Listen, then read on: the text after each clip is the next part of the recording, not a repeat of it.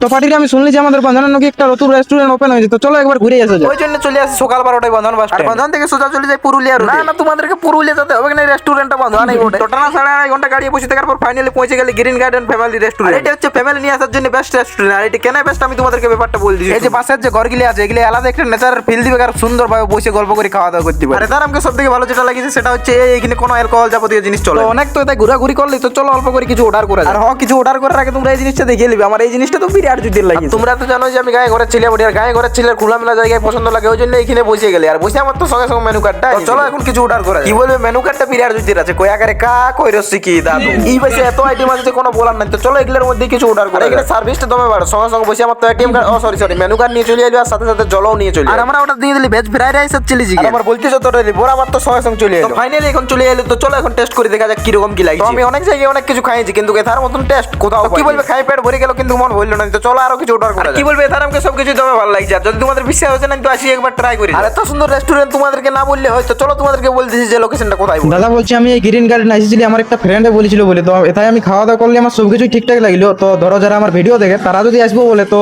কিভাবে আসবে, যদি একটু লোকেশনটা বলতে তাহলে ভালো হতো। আচ্ছা, আমাদের লোকেশনটা হচ্ছে দুর্গাশঙ্কর ম্যারেজ হলের পাশেই রয়েছে। এটা হচ্ছে বান্ধন পুরুলিয়া রোড। তো পার্টিরা তোমরা যারা যারা আসতে যাও চলে আসো বান্ধন দুর্গাশঙ্কর ম্যারেজ হলের অপোজিটে। বাই।